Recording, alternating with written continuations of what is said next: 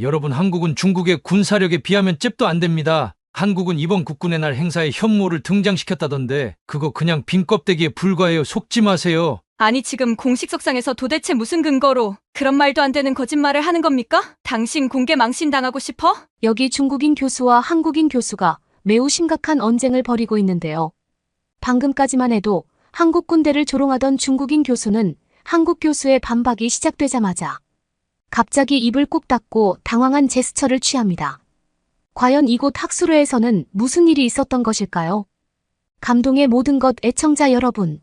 영상 시작 전 좋아요와 불우이웃을 위해 끝까지 시청 부탁드립니다. 안녕하세요. 저는 영국에서 군사무기 관련 여군 수료 과정을 준비하고 있는 메르켈이라고 합니다.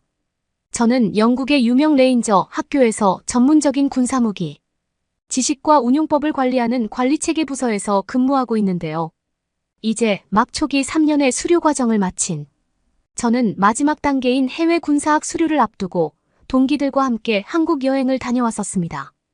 평소 저와 친했던 동기들은 본격적인 근무를 시작하기 전 최근 인기가 많은 여행지인 한국 여행을 가보지 않겠냐는 제안과 함께 심지어 최근 한국이 군사무기 부문에서도 전 세계의 수출 트렌드를 주도하고 있다며 제 흥미를 유발했거든요. 그리고 실제로 처음 경험한 한국은 꽤나 놀라운 나라였습니다. 아름다운 도심미관이 당연한 것은 물론 한국에서 살고 있는 한국인들은 하나같이 저희가 꿈도 꿀 수 없던 높은 수준의 생활을 누리며 그것이 매우 당연한 일상인 듯 멋진 모습을 보이고 있었거든요. 심지어 이렇게나 살기 좋은 나라에서 군사무기 수출 부분까지 최선두에 있다는 말을 들으니 평소 군사무기 운용법을 주로 다루던 저에게는 한국이라는 나라 자체가 너무나 매력적으로 느껴졌고 그래서 그런지 짧다면 짧은 일주의 여행 기간 동안 저는 너무나 행복했습니다. 실제로 저희 동기 중 몇몇은 한국에서 근무할 수 있는 해외 파견 전형이 있는지 알아보고 싶다면서 한국에서의 근무 자격 전형까지 문의하는 수준에 이르렀고 저 또한 이처럼 쾌적하고 안전한 선진국에서 살 수 있다면 영국에서의 삶을 당연하게 포기할 것 같았거든요. 하지만 제가 더욱 충격을 받았던 것은 바로 한국 국방력의 놀라운 수준을 알고 난 뒤부터였습니다. 작은 영토의 크기를 가진 나라인 한국이었지만 놀랍게도 최근 한국의 군사무기 기술력과 군인들의 생활 수준은 영국과 대등할 정도였고 작은 군사병력을 극한의 기술력으로 치환해 개발한 신형 탱크나 5세대 전투기는 눈으로 보면서도 믿어지지 않았거든요. 그렇게 저는 행복한 한국에서의 여행을 마치고 동기들과 함께 곧바로 영국에서 열리는 군사무기 레인저 학술회에 참석하게 되었습니다. 한국과 중국, 일본은 물론 유럽권 나라들의 군사무기 전문가와 전문 국방 관계자들이 참석하는 학술회였기에 평소 관련 지식을 꾸준히 공부하고 있던 저로서는 듣기만 해도 흥미가 생기는 학술회였고 특히나 한국과 관련된 군사무기 관련 지식을 들을 수 있다는 사실은 그 자체만으로 가슴이 두근거렸는데요. 실제로 한국의 군사무기 전문가분이 직접 보여주신 한국의 군사기술력이나 국방 자료를 보니 왜 폴란드를 비롯한 많은 국방 관련 국가들이 한국에게 무기를 사는지 알 수 있을 정도였고 심지어 영국의 최고 성능 무기에도 뒤처지지 않는 수준의 한국 군사무기들은 매우 뛰어났습니다. 그런데 한참 한국 군사무기 전문가분의 설명이 이어지던 와중 삐쩍 마른 한 중국 교수가 뜬금없이 한국 군인들이 사용하는 총은 전부 모형총이라는 말과 함께 심지어 한국 군인들은 가난해서 총알조차 없는 것으로 알고 있는데 한국 병력들이 정말 사격 훈련을 해보기는 해봤냐는 이상한 질문을 건넸는데요. 저는 중국의 군사무기 평가를 다루는 전문가입니다. 제가 알고 있는 지식에 따르면 현재 한국은 빈곤한 국가 재정 상황 때문에 총알의 구매조차 불가능한 것으로 알고 있는데 어떻게 뛰어난 사격수를 가지고 있다고 장담할 수 있죠? 당신이 그저 한국 출신이라서 국방력을 부풀리기 위해 거짓 주장을 하는 것 아닌가요? 실제로 현재 한국은 국민이 가난한 것뿐만 아니라 군인들까지 너무 가난해서 식사조차 제대로 하지 못하고 있습니다. 심지어 최근 한국은 국방력 재정 상태에 대한 심각성을 느껴 중국 국방부에 도움을 요청하기도 했죠. 또한 당신이 주장한 폴란드로의 군사무기 수출도 원래는 중국이 하기로 했다는 사실을 알고 계신가요? 현재 중국의 군사무기 순위는 영국과 동등한 수준이고 군사무기에 민감한 폴란드조차 중국 무기의 위대함을 알고 먼저 계약을 요청했었습니다. 하지만 이번에도 한국은 중국에 빌붙으며 또다시 계약을 가로채갔죠. 중국 정부의 배려가 없었다면 한국은 계약조차 진행하지 못했을 것입니다. 즉 한국이 뛰어난 것이 아닌 중국이라는 국가의 자체적인 경제 배려가 있었다는 말이죠. 실제로 최근 한국과 중국의 군사 시뮬레이션이 또 다른 이슈를 만들어내고 있는데 그 부분에서도 한국은 중국에게 상대가 되지 않습니다. 현재 한국은 너무 가난한 국가이기에 대다수의 현역 군인들이 총알을 사지 못해 사격조차 제대로 못했고 그들의 주요 대형 무기인 탱크조차 포탄이 없어 시험 사격을 하지 못했기 때문이죠.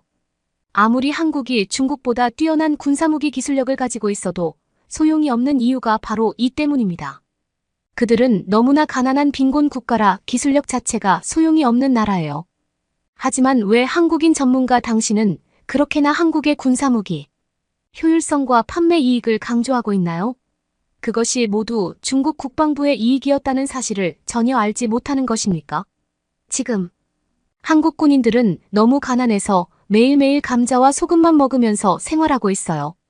실제로 중국 군인들과 신체 자격 조건을 비교해도 처참한 수준이죠. 물론 군사무기는 더 효율성이 크겠지만 삐쩍 마른 한국 군인들이 힘이라도 낼 수 있겠습니까? 이처럼 한 나라의 경제 후진국은 엄청난 피해를 발생시키고 있어요. 한국의 국방력 자체가 중국에게 상대가 안 된다는 말입니다. 하지만 저는 지금 굳이 중국의 국방력을 자랑하고 있지 않습니다. 굳이 자랑하지 않아도 영국을 포함한 대다수 사람들이 중국 군사무기의 위대함을 알고 있기 때문이죠. 제 말이 거짓이라면 당신이 직접 말을 해보세요. 한국 군인들이 총을 사용해보기는 했나요? 그게 정말 사실이라고 말할 수 있습니까? 중국 교수는 목에 힘줄까지 세우며 한국 무기 전문가의 발표를 끊고 난리를 치기 시작했고 학술회장은 일순간 쌓은 적막감이 감돌았는데요. 그도 그럴 것이 이곳 군사무기 학술회에는 군사무기나 국방력에 관한 높은 지식을 가지고 있는 사람들이 대부분이었고 그 중국인 교수의 발언은 정말 그러한 정보를 단 하나도 모르는 억지 주장에 불과했기 때문입니다. 실제로 쌓은 분위기에 학술회 참석자들을 쭉 살펴보니 이미 몇몇 미군들은 저 중국인 교수가 정말 군사 관련 관계자가 맞냐면서 학술회 관계자에게 항의를 하는 모습이 보였고 저는 중국 교수가 뒤이어 또 어떤 뻔뻔한 반응을 할지 궁금해지기도 했는데요. 그런데 중국인 교수 옆에서 조용히 상황을 바라보고만 있던 한국인 무기 전문가분이 폭설을 터뜨리며 입을 열기 시작했습니다. 한국 군사무기 교수분께서는 옆에 있던 중국 군사 관계자에게 정말 그렇게 생각하냐면서 웃음을 참으며 다시 한번 질문을 하셨고 중국 교수는 그러한 한국 교수의 태도에 무시당한 것을 느낀 듯 또다시 난리를 치며 질문에 답이나 하라는 고함을 치기 시작했습니다.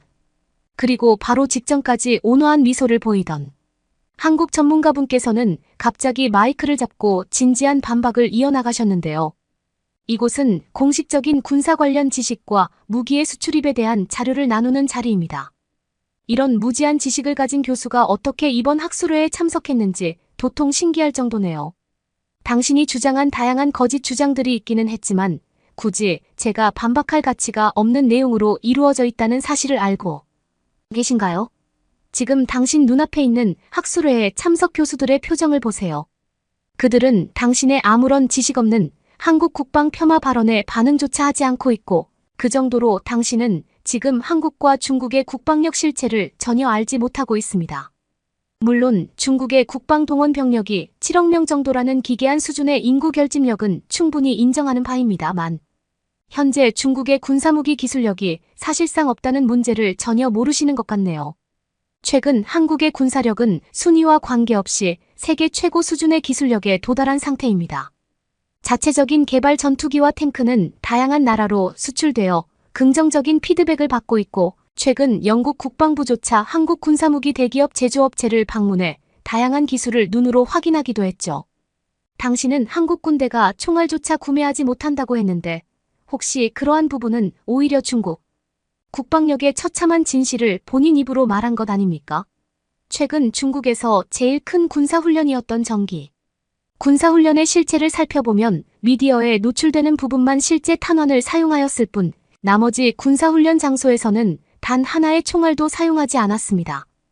그때 당시 당신과 같은 중국의 군사 관련 관계자들은 중국 국방부는 낭비를 하지 않는 국가라며 이상한 변명을 하기는 했지만 중요한 건 그게 아니죠. 현재 중국의 일반적인 병력은 제대로 된 식사를 하고 있지 못하고 있고 쉴 수 있는 공간마저 없어서 노숙자 생활을 하는 그 자체가 바로 문제입니다. 실제로 중국의 일부 특수부대를 제외한 대다수의 군부대는 제대로 관리되지 못해 건물이 무너지기 직전이고 그곳의 병력은 침대조차 없어서 길거리 노숙과 다름없는 생활을 유지하고 있죠. 하지만 중국 국방부와 정부는 이러한 사실을 철저히 은폐하고 있습니다. 당신도 이러한 실체를 알고 있는 것 아닌가요? 하지만 현재 한국은 중국과 상황이 전혀 다릅니다. 물론 100% 최대 복지라고는 할 수 없겠지만 한국은 점차 군인들의 생활을 위한 건물이나 시설들이 꾸준하게 개발되고 있고 특히 그들의 식단과 관련해서는 당신들이 꿈도 꿀 수 없는 수준의 영양학적인 음식이 제공되고 있죠. 특히나 생활적인 부분을 제외한 군사무기 관리나 체계에 대해서는 중국과 비교 자체가 되지 않습니다. 한국 군인들은 정기적으로 실제 탄환을 사용한 사격 훈련을 하고 있고 이 때문에 병력 생활을 한 한국 남성들이라면 너무나 자연스럽게 곧바로 사격이 가능한 총기 관련 기술을 체화하여 습득한 상태예요. 속된 말로 길거리에서 한국 남성들을 무작위로 고른 뒤 그들에게 사격을 해보라고 하면 전부 가능한 수준이라는 말입니다. 전역한 남성들이라도 꾸준하게 예비군 시스템을 통한 관리를 진행하니 체계적인 시스템이 없는 중국의 군사병력과는 질적으로 엄청난 차이가 나고 있죠. 또한 당신들이 가진 더욱 심각한 문제는 바로 군사무기의 결함입니다. 현재 한국은 5세대 전투기의 실제 투입 상용화까지 완료된 상태이지만 중국은 4세대의 후발주자에 그치는 전투기의 심각한 결함이 아직도 발견되고 있지 않나요? 심지어 당신들이 그렇게나 최고 기술이라고 자랑하던 레이더 부분은 아무런 쓸모가 없는 하자 기술로 판명되기도 했죠. 지금 이러한 모든 사실을 알면서도 중국의 국방 기술력을 직접 자랑하신 겁니까? 물론 당신이 그 나라의 국민이니 자랑은 할 수 있다고 생각하지만 이미 체계와 그리고 기술적으로 엄청난 차이가 나고 있는 한국을 억지로 깎아내리면서 당신들의 수준을 맞추려는 모습은 그렇게 좋아 보이지 않습니다. 심지어 당신이 직접 주장한 게임 시뮬레이션에 관해서도 한국의 5세대 전투기 한 대와 비교 우위를 맞추기 위해서는 중국의 4세대 전투기 20대가 필요하죠. 이것이 무엇을 의미하는지 아시나요? 중국 국방부가 그렇게나 자랑하고 자신 있어 하던 국방 인구력도 이제는 소용없는 기술 격차의 단계에 도달했다는 말입니다. 그리고 이러한 군사무기의 퀄리티 차이는 당연하게 수출 격차의 차이마저 발생시키고 있죠. 폴란드는 현재 군사무기와 관련하여 최고로 예민한 국가 중 하나입니다. 그들은 정밀하고 오류가 없는 최신 무기를 원하고 있고 한국은 이미 오래전부터 이러한 군사무기 기술력을 인정받아 꾸준히 공정화 시스템 단계에 돌입한 상태였죠. 물론 영국도 이러한 체계가 가능하기는 하겠지만 가장 단기간에 이 정도의 기술 격차로 성장한 것은 오직 한국만이 유일합니다. 중국의 군사무기는 애초 구매할 수 있는 수준이 아닐 뿐더러 폴란드에게는 고려 대상이 아니었는데 왜 중국 정부의 배려가 있었다니 중국 국방부가 계약을 양보했다니와 같은 황당한 주장을 하시는지 모르겠네요. 그게 정말 실현 가능한 계획이라고 생각하신 겁니까? 심지어 당신들은 최근까지 계속 개발해왔던 공격 잠수함도 개발 사업을 완전히 중단한 상태 아닌가요? 기술 개발을 시작할 때에는 미디어를 이용해 떠들어대다가 기술력이 들통나니 개발 사업 자체를 중지시킨 것 아닙니까? 한국이 가난한 나라라고 하셨는데 만약 한국이 정말로 가난한 나라였다면 지금 전 세계의 군사국가에서 다급하게 한국의 무기를 찾지는 않겠죠. 돈이 없는 나라가 어떻게 기술력의 상용화 그리고 수출까지 가능할 수 있다는 말입니까? 가난한 나라는 오히려 중국이라고 할 수 있죠. 당신들은 1차 산업을 통해 많은 이득을 발생시켰지만 지금은 완전한 경제 몰락 순서를 밟고 있지 않나요? 제가 전문 경제학자는 아니지만 너무나 쉽게 찾아볼 수 있는 GDP 절대 지표만 확인하더라도 한국인과 중국인들의 삶의 격차가 엄청나게 차이가 난다는 사실은 그 누구라도 너무나 쉽게 확인할 수 있습니다. 다른 나라를 깎아내리면서 폄하를 할 시간에 당신들이 그렇게나 자랑하던 군사무기의 불량률이나 줄여보세요. 다른 나라의 군사무기 설계도를 완전히 카피하기만 해서 이름만 바꾸지 말고 당신들이 직접 그 무엇이라도 개발을 해보라는 말입니다. 하지만 중국은 절대 그렇게 할 수 없죠. 당신들은 현재 군사무기 기술력뿐만 아니라 디지털 관련이나 반도체 기술조차 없어 한국에게 빌붙고 있지 않습니까? 한국의 중소기업이 가지고 있는 기술력조차 없어 앞서 그 기술력 설계 방식을 알아내기 위해 정부 단위로 당신들은 비리를 조작하고 있죠. 당신들은 존재 자체만으로 다른 나라에게 피해를 주는 국가입니다. 하지만 이제는 상황이 완전히 다릅니다. 당신들의 기술력이 가짜라는 사실과 경제적 몰락 과정을 겪고 있다는 사실은 그 어떤 경제학 교수라도 확실히 알 수 있는 단계에 도달했죠. 여기서 또 다른 주장을 하고 싶다면 한국을 깎아내리지 말고 중국 국방력이나 자랑해보세요. 아마 자랑할 건 단 한 개도 없겠지만요. 한국 교수분께서는 무려 20분 동안 쉬지도 않고 고개를 숙이고 있는 중국 교수를 향해 폭풍 같은 반박을 쏟아내셨고 긴 시간의 반박이 끝났을 때 중국 교수는 그저 입을 꾹 닫고 허공만 바라보고 있었습니다.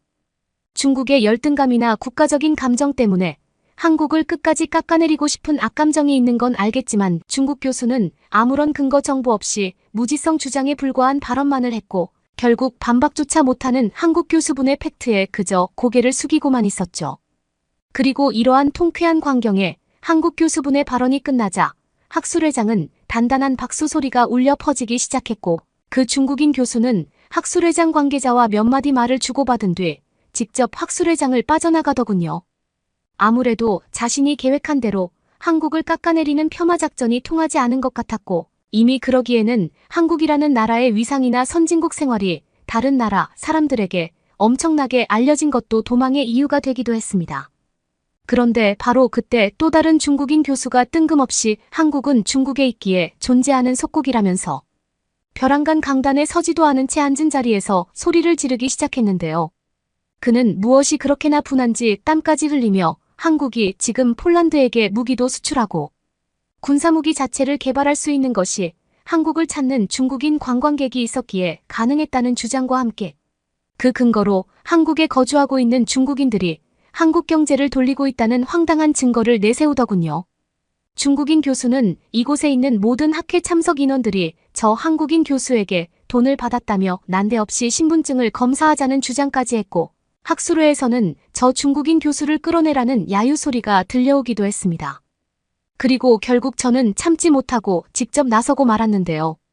저는 한국과 중국을 모두 경험한 사람입니다. 지금 또다시 중국인 교수분께서 중국에 있기에 한국에 있다는 황당한 주장을 하고 계시는데 이곳에 중국을 직접 경험하지 않으신 분들이 있을 수 있어 저의 경험을 말씀드려보려 합니다. 일단 첫 번째로 중국과 한국을 방문했을 때 한국과 중국의 도시 모습은 굉장히 달랐습니다. 인터넷상에서는 중국이 아시아 중 제일 선진국이고 부유한 나라라는 말들이 있어 중국을 처음 방문했었는데 저희는 중국 공항에 도착하자마자 여행 캐리어를 도난당했어요. 하지만 중국의 공항을 관리하는 공항과 중국 공항 관계자분들은 저희에게 CCTV가 설치되어 있지 않아 어쩔 수 없다는 말과 함께 오히려 저희를 경계하는 눈치를 보였습니다. 심지어 부유하다던 중국은 길거리로 나가자마자 도로 한복판을 마치 화장실로 사용하는 중국인들을 너무나 쉽게 볼 수 있었고 그래서 그런지 길거리에는 코를 찌르는 냄새가 가득했죠.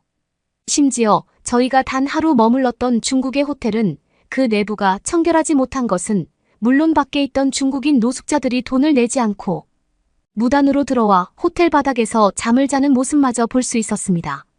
하지만 그 뒤를 이어 방문한 한국은 저의 세상을 보는 시야 자체를 바꿨습니다. 한국의 도심 한복판에는 중국에서는 절대 볼 수 없었던 아름다운 강이 흐르고 있었고 이것과 조화롭게 연결된 아름다운 빌딩 도시의 모습은 그 자체만으로 마음을 편안하게 만들어 주었죠. 또한 더욱 놀라웠던 것은 한국인들 대부분이 어느 정도 영어 교육을 받은 이유 때문인지 간단한 의사소통이 너무나 쉽게 가능했다는 사실입니다. 실제로 중국에서는 간단한 길을 물어보려고 해도 영어를 할 수 있는 사람이 전혀 없는 것은 물론 오로지 중국말로만 소통하는 사람들이 대부분이라 여행 자체가 너무나 불편했는데 한국은 상황이 완전히 달랐어요. 밝은 외모를 가진 한국인들은 저희가 길에서 조금만 멈춰 있어도 먼저 다가와 능숙한 영어 실력으로 도움이 필요한지 물어보았고, 저는 그 순간 한국과 중국의 생활 수준 격차가 엄청나게 난다는 사실을 알 수 있었습니다. 심지어 너무나 큰 충격을 받았던 것은 바로 중국과 한국의 수도 공급 시스템이었죠. 사실 중국뿐만 아니라 저희 고향인 영국에서조차 수질이 너무 좋지 못해서 몇몇 지방 도시들은 빗물을 받아서 생활하고는 하는데, 한국은 이 부분에서마저 다른 나라들과 궤를 달리했습니다. 놀랍게도 중국의 길거리에서는 가게마다 빗물을 받아내는 양동이가 있었고, 이것을 곧바로 손님들에게 대접하는 식수로 사용하고 있을 정도로 도시 인프라 자체가 많이 무너져 내린 것 같았죠. 그만큼 중국의 도시 인프라는 외국인에게는 생활 자체가 힘들 정도로 기괴한 부분이 많았습니다. 하지만 너무나 놀랍게도 한국에서는 정수기라는 가전제품 자체가 너무나 평범했어요. 심지어 길거리에 있는 평범한 식당을 들어가도 아무런 돈을 내지 않고 물을 마실 수 있었고, 너무나 깨끗해서 목넘김까지 좋았거든요. 하지만 한국인들에게는 이러한 생활 인프라가 너무나 당연한 듯 보였습니다. 한국인들에게는 평범한 삶이 이미 중국인들에게는 따라잡을 수 없는 꿈만 같은 생활의 격차였죠. 그리고 이러한 모습은 제3자인 저와 같은 외국인의 시야를 통해 더욱 극명하게 드러났습니다. 중국이 만약 정말 선진국이었다면 한국과 이 정도로 생활의 차이가 났었을까요? 당신들과 같은 중국인의 주장이 완전한 거짓이라는 말입니다. 심지어 한국은 중국과 다르게 교통 인프라에서도 차원이 달랐습니다. 중국뿐만 아니라 영국과도 비교할 수 없는 수준이었죠. 한국에서는 그저 휴대폰 하나로 지하철과 버스가 언제 도착하는지 파악할 수 있는 원격 디지털 시스템이 있었고, 한국인들은 이를 너무나 효율적으로 사용하고 있었습니다. 한국인들에게 빨리빨리 문화가 퍼진 것은 그들의 성격이 급한 것이 아닌 도시의 생활 인프라 자체가 이처럼 너무나 효율적으로 이루어져 있어 마치 맞춰진 톱니바퀴처럼 딱딱 시간에 맞는 생활을 할 수 있기 때문이죠. 하지만 중국의 지하철은 어떤지 아시나요? 내부가 쾌적하고 에어컨이 시원하게 나오는 한국과 달리 중국의 지하철은 어디를 가나 그 내부가 쓰레기로 채워져 있었습니다. 더군다나 여기서 더욱 놀라웠던 점은 바로 그러한 쓰레기를 눈앞에 두고서도 다시 그곳에 쓰레기를 버리는 중국인들의 황당한 시민의식이었죠. 그들은 치울 생각은 전혀 없는 듯 너무나 자연스럽게 쓰레기에 다시 쓰레기를 모으고 있었고, 이미 여기에서부터 한국인들과는 엄청난 시민의식의 차이가 나는 겁니다. 선진국 국민이라면 그 국가의 수준에 맞는 시민의식은 너무나 당연하게 가지고 있겠죠. 하지만 중국은 그러한 부분이 전혀 보이지 않았습니다. 그래서 그런지 중국은 도시 어디를 가나 냄새가 너무나 심했어요. 저와 같은 외국인에게는 여행 자체가 불가능할 정도였죠. 하지만 한국은 도시 어디를 가나 쾌적하게 관리되어 있었고, 교통 인프라와 같은 공공시설에서도 쓰레기는 거의 찾아볼 수 없었습니다. 심지어 버스와 지하철을 이용하는 한국인들은 다른 사람들에게 방해가 될까 조용하게 통화를 하고, 책을 읽는 모습은 그 모습 자체만으로 그들의 생활 수준 자체가 이미 선진국 국민이라는 것을 말해주고 있었어요. 저는 제가 겪었던 놀라운 나라 한국에서의 경험과 그와 반대되는 처참한 나라 중국의 경험을 동시에 비교하며 설명했고, 그저 별다른 지식 없는 저의 발표에 불과했지만 학술회에 있던 교수님들은 제 간단한 발언이 끝나기 무섭게 호응을 보내주기 시작하셨습니다. 심지어 제 앞에 있던 프랑스 교수님께서는 군사학술회이기는 하지만 한국과 중국의 생활 격차를 확실하게 느낄 수 있는 좋은 발표였다며 인터넷의 여러 자료들을 통해 제 경험의 근거를 직접 사람들에게 시각화해서 보여주시더군요. 방금까지만 해도 한국은 중국의 속국이라며 주장하던 또 다른 중국인 교수는 이미 학술회장에서 사라졌는지 모습이 보이지 않았습니다. 이날의 학술회는 한국을 직접 경험한 저와 한국 교수님의 발언으로 한국에 대한 오해를 막을 수 있었지만, 저는 중국인들의 이러한 국가적인 선동 발언을 막아야 한다고 생각하는데요. 과연 이들의 발언이 언제까지 이어질지 모르겠으나 저는 최대한 많은 사람들에게 제가 경험한 놀라운 나라 한국의 선진국 모습을 계속해서 알려보려고 합니다. 그러면 다음 사연으로 넘어가겠습니다. 기아차를 살 바엔 차라리 샤오미 자동차를 사고 말지. 괜히 한국 자동차 타다가 사고 나서 딸 죽이고 싶어. 오히려 가난한 것도 아니고 토요타도 있는데 왜 하필 한국인 건데? 여기 한 외국인 부부가 한국 자동차를 심하게 까고 있는데요. 오늘의 사연 시작합니다. 안녕하세요. 저는 8살 딸을 가진 전업주부인 나나코라고 합니다. 저는 최근에 남편과 심하게 싸운 적이 있는데요. 그건 바로 한국 자동차 때문이었습니다. 시작은 제가 미국의 딸과 놀러 가면서 시작되었죠. 그곳에서 저는 흥미로운 트렌드를 발견하기 시작했습니다. 유럽 자동차 브랜드가 줄을 이룰 줄로만 알았던 미국의 사거리에서는 현대나 기아같이 세계적으로 유명한 한국 자동차가 줄을 이루더라고요. 세련된 현대 세단과 튼튼한 기아, SUV가 고풍스러운 자갈길과 번잡한 시내 도로를 누비는 모습을 흔히 볼 수 있었어요. 어느 상쾌한 아침 카페 테라스에서 커피를 마시며 지나가는 세상을 바라보다가 문득 지나가는 차가 거의 모두 한국산 차라는 사실을 눈치챘어요. 사실 한국 차는, 특히 현대 아이오닉 시리즈는 전 세계에서 인정받고 있잖아요. 외국 유명 잡지에도 나갔고 제가 봤던 차들도 아이오닉이 꽤나 있더라고요. 그렇지만 일본은 달랐습니다. 아무리 세계가 한국을 인정한다 해도 저희 일본만큼은 남들 모르게 한국 자동차를 불매하고 있었죠. 일단 한국이니까 못 믿을 것 같았거든요. 물론 저 또한 그렇게 생각했죠. 그렇지만 미국에서 본 광경은 제 편견을 깨주었어요. 저희 딸도 곳곳에서 보이는 현대나 기아의 로고를 보고 엄마 왜 대부분의 자동차는 저 로고를 달고 있는 거야? 하며 물어보기도 했죠. 제가 이건 한국 자동차의 로고라고 말해주니 아이는 신기해하며 자기도 한국 자동차를 타보고 싶다고 하더라고요. 한국 자동차가 저는 경제적 여유가 없어서 어쩔 수 없이 선택하는 자동차인 줄만 알았는데 미국을 보니 그게 아니라 오히려 수입차라며 으스대더라고요.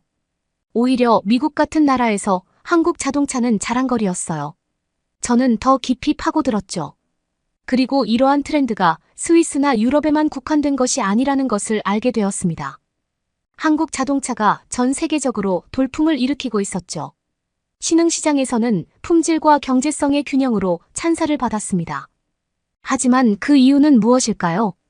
이 자동차들이 다양한 글로벌 고객들에게 그토록 큰 반향을 일으킨 이유는 무엇일까요? 저는 궁금해졌습니다. 알아보면 알아볼수록 한국 자동차는 단순히 잘 만들어진 기계가 아니라 더 광범위한 글로벌 변화의 선구자라는 사실을 깨달았습니다. 한국 자동차는 기술 디자인 소비자 인사이트 융합을 구현했으며 이는 빠르게 변화하고 상호 연결된 세상에서 점점 더 매력적으로 다가왔습니다. 한국 자동차 회사들은 단순히 자동차를 판매하는 것이 아니라 혁신과 효율성, 고급스러움을 중시하는 라이프 스타일을 판매하고 있었습니다. 이러한 깨달음은 제 호기심에 불을 지폈습니다. 비록 저는 전업주부라지만 자동차에 원래부터 굉장한 관심을 가지고 있었기 때문에 일본이 아무리 한국 자동차를 무시한다고 해도 저는 입증해 보이고 싶었습니다. 그래서 저는 제 관점을 완전히 바꿔놓을 결정을 내렸습니다. 관광객이 아닌 학습자의 입장에서 한국을 여행하기로 결정했습니다. 저는 그들의 세계에 몰입하고 현지인처럼 생활하고 그들의 눈으로 보고 싶었습니다. 그렇게 함으로써 한국 자동차의 세계적인 매력에 비밀과 자동차 산업의 미래에 대한 의미를 발견할 수 있을지도 모른다는 생각이 들었습니다. 가족에게 이 계획에 대해 얘기하니 딸은 좋아했지만 아이 아빠는 이건 무모한 짓이라며 한국 가서 볼거리가 뭐가 있다며 한국을 비난했습니다. 그러나 딸이 한국 자동차에 반해 너무나도 가고 싶어 하자 마지못해 남편은 허락을 해주었습니다. 대신 자기는 절대로 한국 자동차를 타보고 칭찬할 생각은 전혀 없다고 하더군요. 서울행 비행기를 예약하고 에어비앤비를 통해 숙소를 확보하고 미지의 세계로 떠날 준비를 했습니다. 저와 전혀 다른 문화권으로의 도약이자 모험이었죠. 설레기도 하고 약간 긴장도 되었지만 무엇보다도 배울 준비가 되어 있었습니다. 비행기에 몸을 싣자마자 머릿속은 질문으로 가득 찼습니다. 한때 유럽과 미국에서 자동차에 대한 영감을 얻던 한국이 어떻게 자체적으로 트렌드를 선도할 수 있었을까? 한국 자동차는 다른 나라에 없는 무엇을 제공했길래 이리 글로벌해진 거지 하고요. 비행기가 북적이는 서울 도심으로 내려오자 빛과 생명의 거대한 캠퍼스가 제 눈앞에 펼쳐졌습니다. 도시의 활기찬 에너지가 공중을 진동하며 저를 기다리는 모험과 경험의 배경이 되는 것 같았습니다. 자동차 세계와 문화의 관계에 대한 저의 이해를 근본적으로 바꾸게 될 여행 2장의 시작이었습니다. 인천국제공항에 착륙하는 순간 미래로 발을 내딛는 것과 같았습니다. 현대 건축과 효율성의 경이로움인 이 공항에서 저는 한국의 혁신을 처음 접했습니다. 남편도 이런 한국은 자신이 생각했던 게 아니라는 듯 의아해하더라고요. 공항에 이런 정교함과 성견지명을 불어넣을 수 있는 국가라면 자동차에 대한 접근 방식도 똑같이 성견지명이 있어야 한다는 생각이 들었습니다. 저는 B&B 숙소가 기다리고 있는 서울 도심으로 향했습니다. 공항에서 출발하는 길은 그 자체로 경이로움 그 자체였습니다. 도로에는 스위스에서 본 적 없는 다양한 모델의 한국 자동차들이 끝없이 늘어서 있었거든요. 자동차 하나하나가 독창적인 디자인과 기술 발전에 대한 이야기를 들려주는 것 같았습니다. 처음 며칠 동안 저는 거리로 나아가 도시의 흐름을 관찰했어요. 한국 자동차의 인기는 이제는 더 이상 부인할 수 없었습니다. 그건 제 남편도 마찬가지였고요.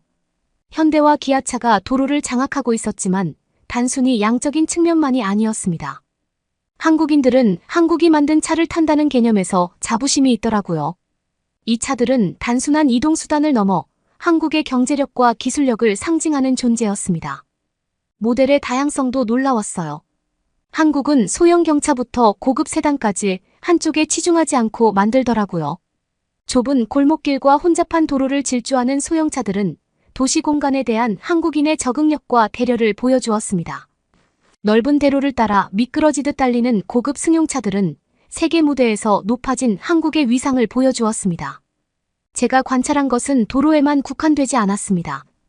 대중교통 시스템, 특히 서울 지하철은 효율성과 혁신에 대한 한국인의 의지를 보여주는 증거였습니다. 지하철은 흠잡을 데 없이 깨끗했고 정시 운행은 물론 편의시설도 잘 갖춰져 있어 이동을 단순한 필수품이 아닌 경험으로 만들어 주었습니다. 한국 자동차를 매력적으로 만드는 원칙이 편리함, 안전, 미래지향적이라는 한국인의 광범위한 정신에 깊숙이 내재되어 있다는 사실을 깨달았습니다. 시내를 돌아다니면서 제가 본 한국 자동차의 모습을 유럽의 자동차 풍경과 비교하지 않을 수 없었습니다. 유럽에서 자동차는 종종 개인의 스타일과 역사적 유산을 표현하는 수단입니다. 한국에서는 스타일은 분명하지만 실용적인 혁신과 집단적 진보에 더 중점. 이러한 차이는 한국 자동차의 글로벌 매력을 이해하는 데 중요한 역할을 합니다. 어느 날 저녁 한강을 따라 걸으며 물 위에서 춤추는 도시의 불빛을 바라보다가 자동차에 대한 한국인의 접근 방식이 그들의 폭넓은 세계관을 반영하고 있다는 사실을 깨달았습니다. 변화를 수용하고 효율성을 중시하며 전통과 진보의 조화를 추구하는 세계관 말이죠. 그렇게 시간이 조금씩 지나고 저와 딸은 더 깊게 배우고 싶어 했어요. 물론 남편도 이제는 슬슬 인정하는 듯한 눈치였지만 아직까지는 달가워하진 않더라고요. 하지만 어쩌겠어요. 여긴 한국인걸요. 번화한 서울거리에서 현대기아 고급 브랜드인 제네시스와 같은 한국 자동차를 쉽게 볼 수 있었습니다. 저는 자동차 대리점을 방문하고 현지 전문가들과 이야기를 나누고 여러 모델을 시승하며 직접 느껴보기로 결심했습니다. 한 가지 눈에 띄는 점은 디자인 철학이었습니다. 한국 자동차는 세련되고 현대적이며 절제된 우아함을 갖춘 독특한 미학을 가지고 있었습니다. 현대와 같은 브랜드는 유려한 디자인 언어를 채택하여 정지 상태에서도 역동적인 라인과 움직임이 느껴지는 자동차를 선보였습니다. 뭐랄까, 우리 토요타 같은 다른 브랜드는 밋밋하고 진부한 반면 한국 자동차는 내부까지 신경을 쓰더라고요. 기술적으로도 한국 자동차는 최첨단을 달렸습니다. 다른 브랜드의 고급 모델에만 적용되던 첨단 기능들이 한국 자동차에는 기본 옵션으로 들어가는 걸 보고 저는 놀랐습니다. 첨단 안전 시스템, 고품질 터치스크린이 장착된 인포테인먼트 장치, 효율적이면서도 강력한 엔진과 같은 기능들이 많은 한국 자동차의 기본으로 탑재되었습니다. 이러한 기술 민주화는 한국 자동차의 매력의 중요한 요소였습니다. 소비자들은 더 이상 저렴한 가격과 첨단 기술 중 하나를 선택할 필요가 없었고 한국 자동차는 두 가지 모두를 제공했습니다. 남편은 이런 대리점 주인의 말을 경청하며 듣더니 한번 타봐도 되냐고 물어보더라고요. 아마 과연 얼마나 좋은지 보자, 이런 얼굴이었던 것 같아요. 저는 딸과 뒷좌석에 탑승했고 남편은 운전석에 앉았어요. 제네시스라는 차였는데 남편은 앉자마자 환호를 하더군요. 핸들 그립감은 설명할 필요도 없고 무엇보다 자신이 생각했던 한국차가 아니었대요. 그리고 자기는 여태껏 제네시스라는 브랜드를 존경했는데 알고 보니 그게 한국차였다는 것에 대해 놀라움을 금치 못했죠. 남편도 결국 한국차에 매료되어 버렸습니다. 아니 한국차는 도대체 뭐로 만든 거지 논란 토끼 눈을 뜨며 남편이 탄성을 질렀습니다. 일본 차가 세계 최고라던 남편도 한국차 앞에서는 말짱 도루묵이었죠. 혁신에 대한 접근 방식은 한국 브랜드가 뛰어난 또 다른 분야였습니다. 한국 브랜드들은 새로운 기술과 소비자 트렌드에 빠르게 적응했습니다. 예를 들어 현대자동차와 기아자동차는 전기차와 수소연료전지차 등 친환경 자동차에 가장 먼저 막대한 투자를 단행했습니다. 이러한 미래지향적인 접근 방식은 친환경 기술의 선두주자로 자리매김해서 뿐만 아니라 환경 문제에 관심이 높아진 전 세계 소비자들의 공감을 이끌어냈습니다. 품질 측면에서도 한국 자동차는 비약적인 발전을 이루었습니다. 가격은 저렴하지만 내구성이 떨어지는 일본 자동차와는 차원이 달랐죠. 이제 한국 자동차는 신뢰성과 품질로 인정받으며 각종 글로벌 설문조사와 보고서에서 높은 순위를 차지했습니다. 품질에 대한 이러한 노력은 일본, 독일, 미국 등 기존 강자들이 장악하고 있던 시장에서 한국 브랜드가 발판을 마련하는 데 큰 도움이 되었습니다.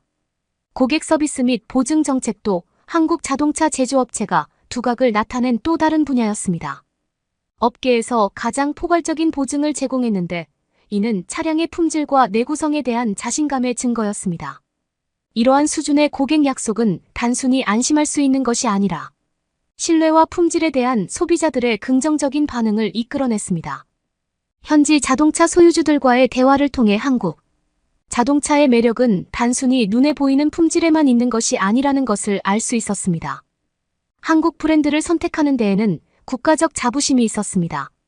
이 자동차들은 한국의 눈부신 경제 발전과 기술력의 상징이었습니다. 현대자동차나 기아자동차를 운전하는 것은 단순히 실용적인 결정이 아니라 한국의 혁신과 성공에 고개를 끄덕이는 것이었습니다. 한국 자동차에 대해 더 깊이 이해하게 된 후 저는 한국 문화의 더 넓은 측면으로 관심을 돌렸습니다. 한국 자동차의 성공을 진정으로 이해하려면 자동차가 만들어지고 소비되는 더 넓은 문화적 맥락을 파악해야 한다고 믿었기 때문입니다. 저희 탐구는 자동차의 영역을 넘어 다채롭고 역동적인 한국 문화의 세계로 이어졌습니다. 한국 문화는 전통과 현대의 매혹적인 조화라는 것을 금방 깨달았습니다.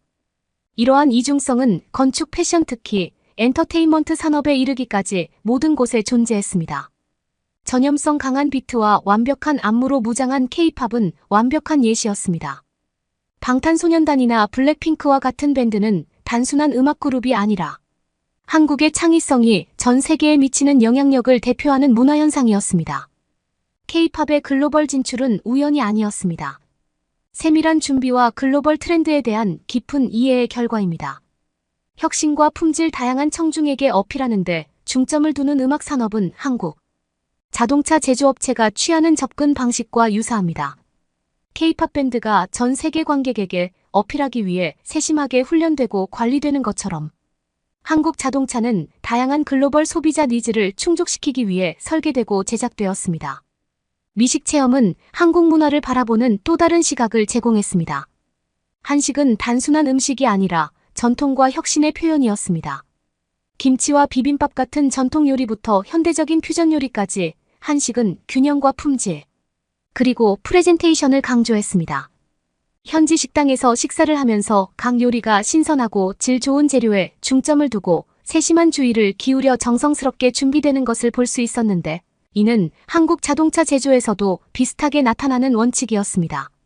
서울의 활기찬 시장과 세련된 쇼핑몰에서 쇼핑을 하면서 전자제품, 패션, 뷰티 제품 등 다양한 제품을 구매하는 한국 소비자들의 높은 기준을 확인할 수 있었습니다. 품질, 스타일, 기술적 정교함을 중시하는 것이 분명했습니다. 기능과 형태 모두에서 항상 최고를 추구하는 이러한 소비자들의 사고방식은 국내 자동차 산업에도 고스란히 반영되어 있었습니다. 한국 소비자들은 안정성과 효율성뿐만 아니라 스타일리시하고 최신 기술이 탑재된 차량을 원했습니다. 저는 이러한 문화 탐방을 통해 한국 사회의 더 깊은 층위와 그것이 제품 개발에 미치는 영향을 이해하기 시작했습니다. 한국 자동차의 성공은 K-팝이나 한식과 마찬가지로 자동차의 본질적인 품질 때문만은 아닙니다. 또한 노력과 혁신을 중시하는 문화, 그리고 전 세계인의 마음을 사로잡는 것에 대한 예리한 안목의 결과라고 저희는 느꼈어요. 한국에서의 시간이 끝나갈 무렵 저는 자동차 산업의 영역을 훨씬 뛰어넘는 수많은 교훈과 통찰을 얻었습니다. 한국의 거리와 문화 사람들을 만나면서 한국의 독특하고 역동적인 특징에 기여하는 여러 측면을 발견할 수 있었습니다. 서울의 우뚝 솟은 고층 빌딩부터 일상생활 곳곳에 자리 잡은 첨단 기술까지 한국 그 빠른 기술 성장은 모든 곳에서 분명하게 드러났습니다. 한국은 기술과 혁신에 대한 투자를 통해 특히 전자 및 통신 분야에서 글로벌 리더로 성장했습니다. 한국 사회는 효율성과 편의성에 높은 가치를 두고 있습니다. 이는 신속한 대중교통 시스템부터 널리 보급된 초고속 인터넷에 이르기까지 모든 것에 반영되어 있습니다. 이러한 편리함의 문화는 놀라운 속도와 정확성으로 운영되는 음식 배달과 같은 서비스에서도 볼 수 있습니다. 또 한국인의 직업 윤리는 흔히 빨리빨리 문화라고 불리는 헌신과 인내의 정신입니다. 이러한 사고방식은 교육과 혁신에 대한 강한 관심과 결합하여 한국을 글로벌 경제에서 경쟁력을 갖춘 국가로 성장시켰습니다.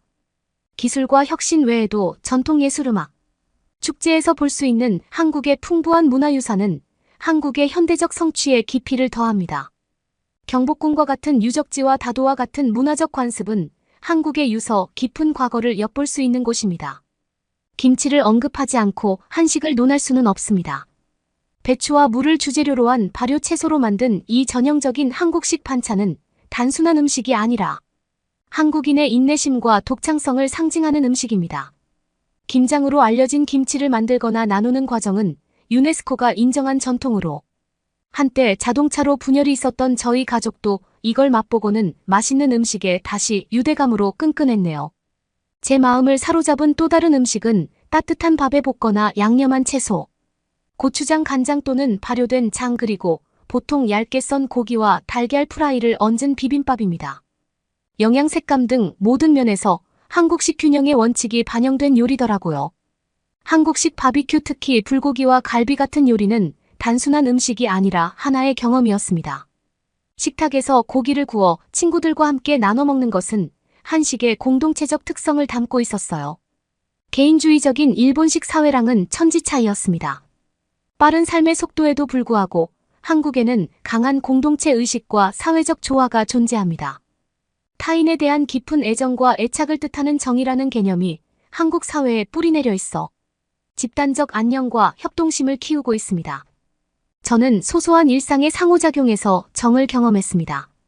노점상의 따뜻한 미소나 길을 잃었을 때, 낯선 사람이 건네는 도움이든 항상 저변에 깔려있는 배려와 연대의식이 있었습니다. 회사에서는 동료 간의 강한 충성심과 동지애를 키울 수 있습니다. 사회생활에서는 사람들이 서로의 안녕을 위해 보살피고 관심을 보이는 것으로 나타납니다. 한국인의 정이 가장 돋보이는 부분은 아마도 도움이 필요할 때 전면에 나서는 모습일 것입니다. 한국 문화에 깊이 내재된 집단적 힘과 연민을 반영하듯 어려움에 처한 사람들을 돕기 위해 커뮤니티가 함께 모였거든요. 환경 보존과 지속 가능성을 위한 한국의 노력은 칭찬할 만합니다.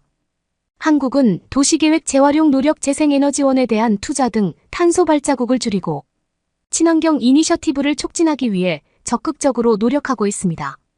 일본으로 돌아가 남편에게 물었습니다.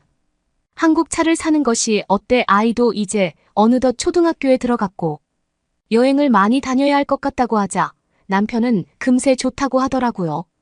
그것도 한국 차를 남편도 한국 차의 매력에 푹 빠졌더라고요.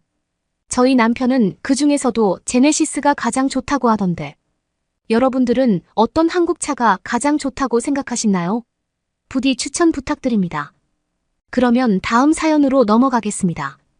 군인 옷을 입어봤자 할아버지들이잖아. 오늘 군인들 지갑 다 털릴 준비하세요. 여기 한국의 거리에서 미국 군인들과 한국 해병대 전우회가 약간의 시비가 걸린 듯 보이는데요. 할아버지라고 나이까지 운운하면서 예의 없는 모습을 보이고 있는데요. 과연 어떤 일이 있었던 것일까요? 안녕하세요. 저는 영국계 미국인으로 캘리포니아에서 온 라이온이라고 합니다. 저는 미국 공군으로 10년간 근무하고 있습니다. 2014년도부터 2024년도까지요. 한 해 한 해 갈수록 느끼는 건데 시간이 더 빠르게 가는 것 같아요. 저희 집은 할아버지도 군인이셨기 때문에 그 길을 따르고 싶었어요. 그래서 어릴 때부터 할아버지의 사진을 보면서 군인에 대한 꿈을 키웠고, 미국에서는 모든 사람들이 미군 부대에 대한 큰 존경심을 가지고 있기 때문에 저도 그런 존경을 받는 멋진 군인이 되고 싶었습니다. 미국 군인으로서의 시간은 언제나 자부심이 있었어요. 실제로 미국 사람들이 대접을 잘해주기도 했고요. 군대에 있던 시간 동안 스스로 자부심이 있었고 좋은 시간을 보냈죠. 다만 중간중간에 한국에 있는 미군 부대로 파견을 신청한 적은 있었어요. 한국이라는 나라에서 살아보고 싶었거든요. 할아버지가 살았던 때와 지금이 많이 변했다는 걸 알아서요. 한국 근무가 미국 군인들 사이에서 인기가 좋은 거 아세요? 세상에서 가장 재미있는 나라라고 하면서요. 그래서 군인으로 근무를 하던 동안에는 파견 근무를 번번이 떨어지고 말았어요. 한국에 대해서 제대로 파악하긴 어려웠죠. 한국은 그저 할아버지가 도왔던 나라 정도였죠. 그래서 한국을 좀 낮게 보는 게 있었나 봐요. 평생 도움을 받는 나라라는 인식이 너무 컸어요. 그러다 결국 길게는 아니고 합동훈련 지도 때문에 급하게 한국에 갈 일이 생겼어요. 무슨 일인지는 자세히 말하면 안 되는 거예요. 기다렸던 저에게 찾아온 그 여정은 비록 놀러 가는 건 아니었지만 상당히 기분이 들떠서요. 어쨌든 자유시간이 있기는 했으니까요. 그때는 몰랐는데. 인천공항 내부를 보니 완전히 미국과는 다른 모습이었습니다. 한국공항은 전 세계에서 가장 많은 항공편이 오가는 미국 공항보다도 훨씬 더 웅장한 기분이 들었습니다. 미국 공항은 크지만 그 규모가 건물들로 나뉘어 있는 편이고, 이용객들이 사 먹을 수 있는 것들이나 쉴 수 있는 공간도 마땅히 있지 않은데 반해 한국은 어디든 쉴 수 있고, 마치 거대한 쇼핑몰처럼 그 안에서 모든 걸 할 수 있어 보였어요. 미국 공항은 아무래도 지어진 지 오래되었기 때문에 한국처럼 최신식이라는 느낌을 받지 못하는데, 인천공항은 반짝반짝하고 어디 하나 흠잡을 데가 없는 그런 곳이었습니다. 그리고 사실 신기해서 캐리어를 놓친 적이 있는데요. 아무도 캐리어를 노리는 사람이 없었어요. 왜 눈치껏 알잖아요. 캐리어를 누가 훔쳐가려고 한다든지 누군가 내 짐을 가져가려고 한다든지 하는 것들이요. 심지어 한국 사람들 중에서는 캐리어를 화장실에 들고 들어가기 귀찮다고 화장실 밖에 두고 화장실로 들어가는 사람들도 있었어요. 그렇게 제가 느낀 한국에서 첫날의 경험은 정말 강력했습니다. 솔직하게 말해서 정말 부러웠습니다. 군대를 오기로 한 이후 저의 목적은 국가와 국민들의 안전을 지키는 걸 향하고 있지만 사회적으로 생기는 일상적인 문제들을 막을 방법은 없으니 늘 무기력하다는 생각이 들기도 했는데 한국은 안전에 가장 어울리는 곳이라는 생각이 들게 되었습니다. 우리는 며칠 한국에서 주어진 일들을 처리했고 드디어 제가 그토록 바라던 동료들과 만나는 날이 찾아왔습니다. 저만 그들을 그리워했던 것이 아니었나 봐요.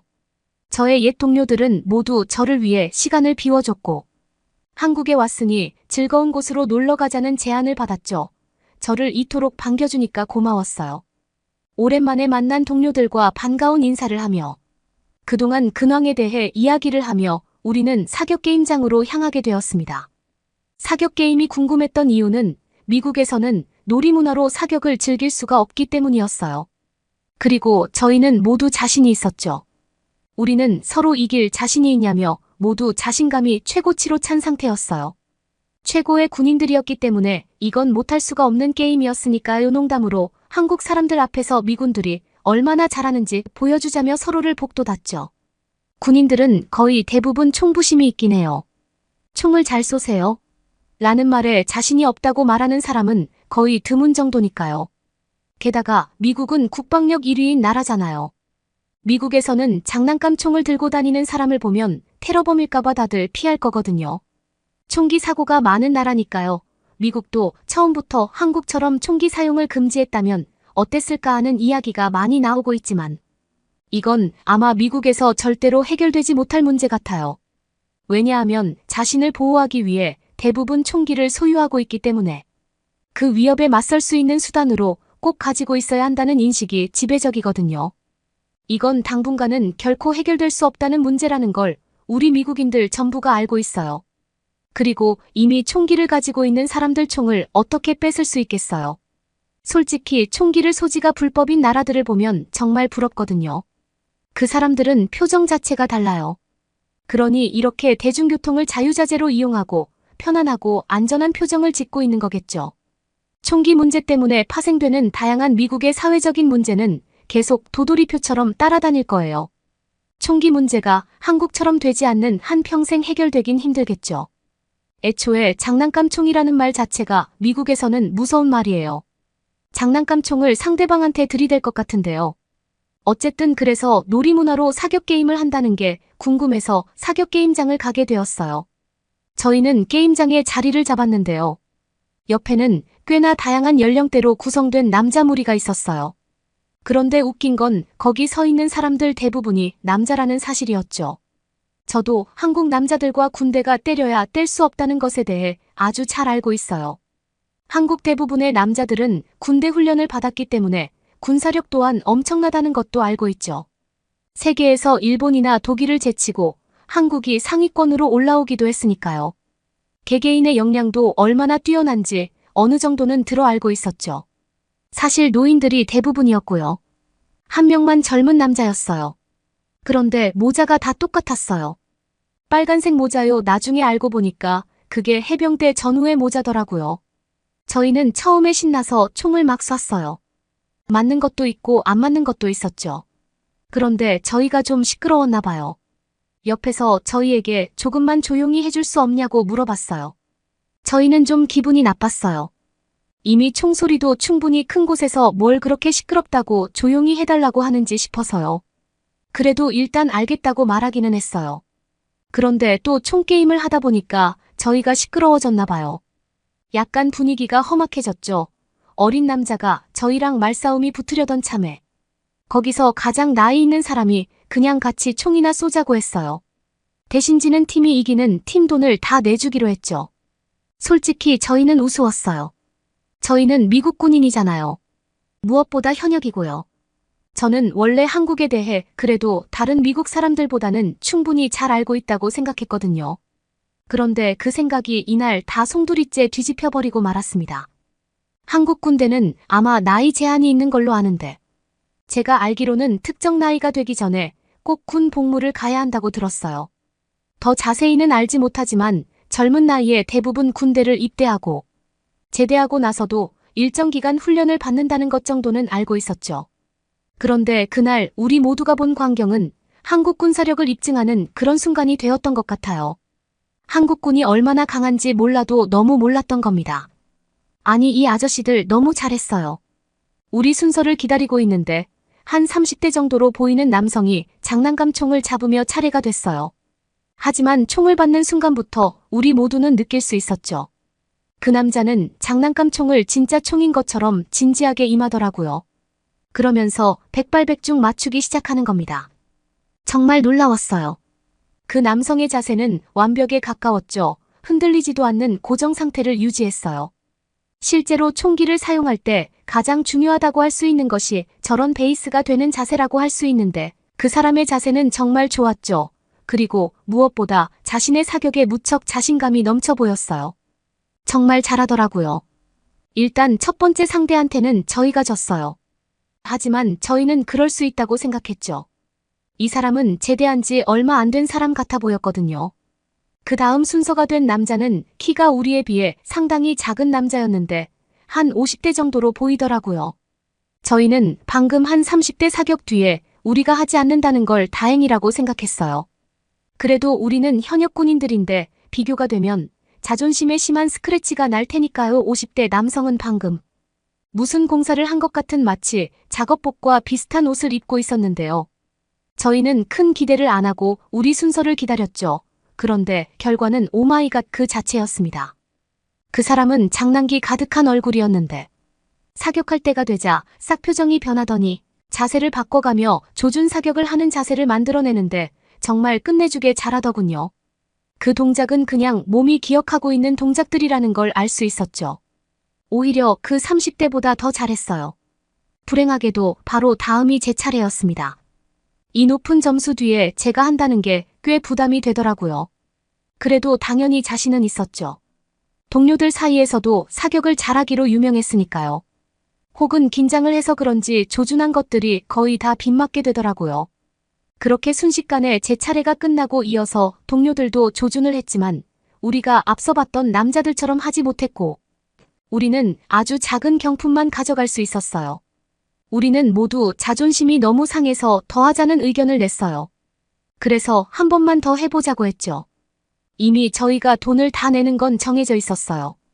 저희는 자발적으로 음료수를 저희가 사겠다고 했죠. 그러자 아저씨들은 무슨 해병대가 음료수를 먹냐고 빨간 뚜껑 소주로 사달라고 했어요. 해병대라서 소주도 빨간 뚜껑만 먹는데요. 저희는 솔직히 말하면 빨간 뚜껑 소주가 뭔지 몰랐어요.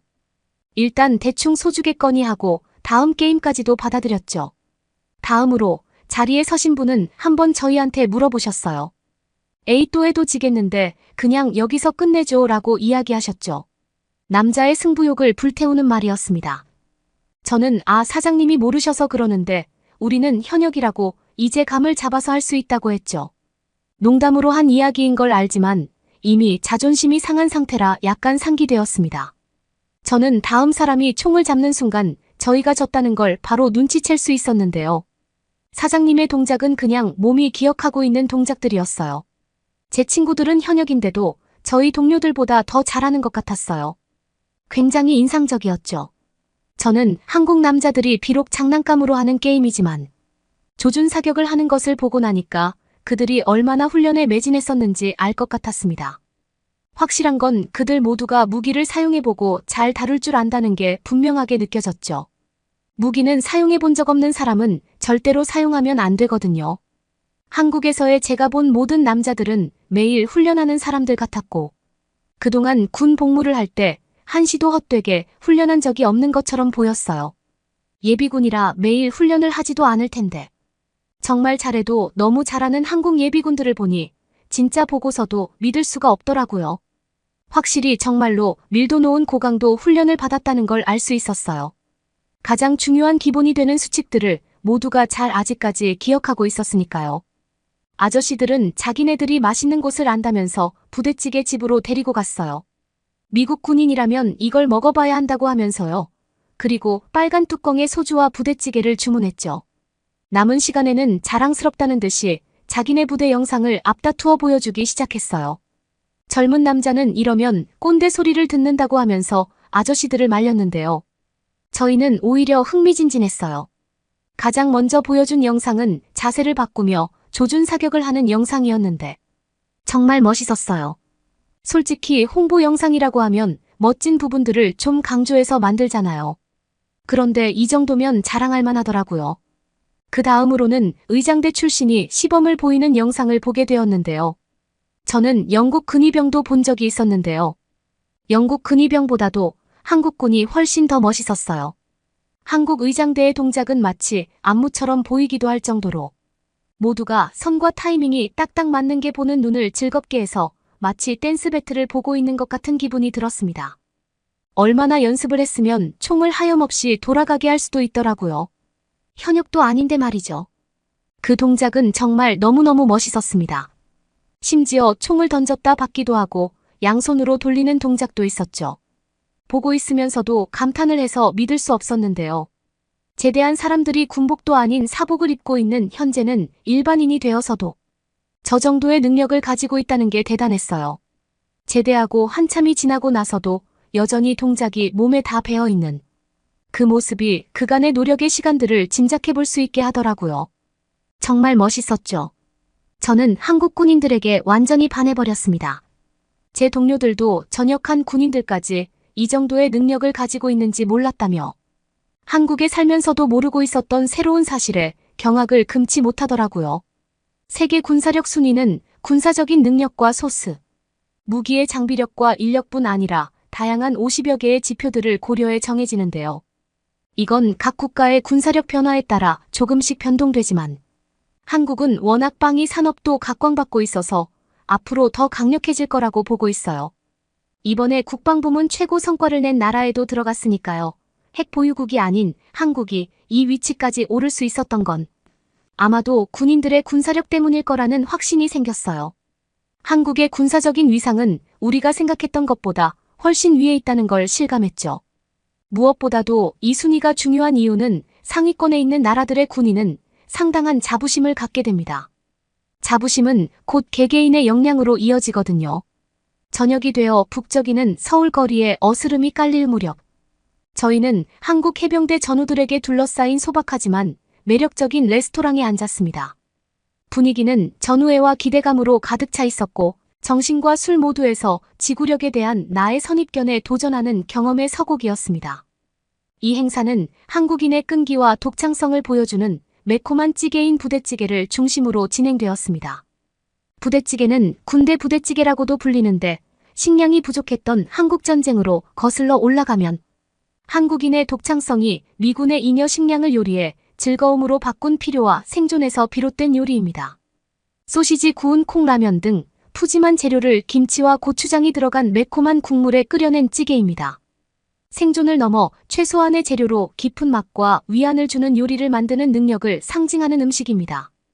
탁상형 가스레인지에서 찌개가 보글보글 끓어오르며 매콤한 향기가 식탁에 둘러앉아 나누는 웃음과 이야기와 어우러질 때 나는 소속감을 느끼지 않을 수 없었습니다. 이 해병대원들은 훈련된 태도와 함께 따뜻하고 포용력 있는 분위기를 풍겼는데 이는 예상치 못한 무장해제를 불러일으켰습니다. 고난의 경험 전후에 가끔씩의 장난으로 가득 찬 그들의 이야기는 체력뿐만 아니라 불굴의 정신이 요구되는 군 생활에 대한 생생한 그림을 그려주었습니다. 대화는 곧 술에 대한 주제로 바뀌었고 보드카를 즐겨 마시는 가정에서 자란 저는 어느 정도 자신감을 갖고 있었습니다. 저는 러시아 사람들의 술에 대한 관용이 대단하다는 이야기를 늘 들어왔고 그 이야기를 명예훈장처럼 지니고 다녔습니다. 하지만 맑은 한국 술인 소주, 특히 경건한 마음으로 식탁에 놓인 빨간 뚜껑의 소주가 소개되면서 이런 자신감은 금세 무너졌습니다. 언뜻 보기에 소주는 무해해 보였고 그 투명한 외관은 오해할 정도로 단순해 보였습니다. 아니, 솔직히 빨간 뚜껑 소주 드셔보셨어요? 처음 먹으면 그냥 공업용 알코올 같아요. 그런데 또 이상한 게 따뜻한 국물이랑 같이 먹으면 잘 들어가요. 얼큰하고 진한 국물과 소주의 깔끔한 목넘김이 어우러져 맛의 조화가 미쳤어요. 전 언제나 술은 체력으로 마시는 거라고 생각했거든요. 그래서 저희 미국 군인 동료들이 결코 어디서 뒤처질 일이 없다고 생각했어요. 그런데 한국 해병대랑 술 한 번만 마셔보세요. 그분들 바다에서 헤엄치시는 게 아니라 거의 소주에서 헤엄치는 거라고 생각해요. 해병대원들이 술을 마실 수 있는 능력은 무한한 에너지와 체력에 비할 바가 아니었어요. 그들의 체력은 육체적일 뿐만 아니라 정서적, 심리적으로도 강인했어요. 뿐만 아니라 군인으로서 그들이 보여준 자부심도 존경할 만했어요. 저녁이 저물어가고 계산할 시간이 다가오자 저희는 게임에서 진 대가로 비용을 내려고 지갑을 꺼내 들었는데요. 그러나 나의 시도는 해병대원들의 단호하면서도 우리는 당신보다 나이가 어린 사람을 이용하지 않습니다. 그들은 나이가 어리거나 경험이 적은 사람을 존중하고 배려하는 유교적 원칙을 강조하며 이렇게 선언했습니다. 그들은 신속하게 계산을 해줬고 이는 저에게 깊은 인상을 남긴 관대함의 제스처였습니다. 그래서였을까요? 미국에 다시 돌아온 후 한국에 대한 여러 생각들이 머릿속을 떠나지 않았어요. 한국에 가게 돼서 더 많은 사람들과 일하면서 어울려 지낼 수 있는 기회를 만들고 싶었죠. 사실 미군 부대는 점점 더 줄고 있어서 한국 파견 근무는 더 어려워지고 있거든요. 제발 이제는 저한테 기회가 왔으면 좋겠어요. 미군 부대에서 근무할 기회를 주면 좋겠어요. 멋진 한국군들과의 교류를 더 하고 싶거든요. 여러분은 어떻게 보셨나요? 응원과 격려의 한마디씩을 댓글로 남겨주시기 바랍니다. 사연자분들께 전달해드리겠습니다. 실제 사연 제보를 받고 있습니다. 채택되신 분께는 작은 선물도 보내드리고 있습니다. 저희의 사연이 여러분의 하루에 작은 힘이 될 수 있었으면 좋겠습니다. 감동적인 사연을 주변 분들과 이야기 나눠보세요. 더욱더 좋은 영상으로 다시 찾아뵙겠습니다.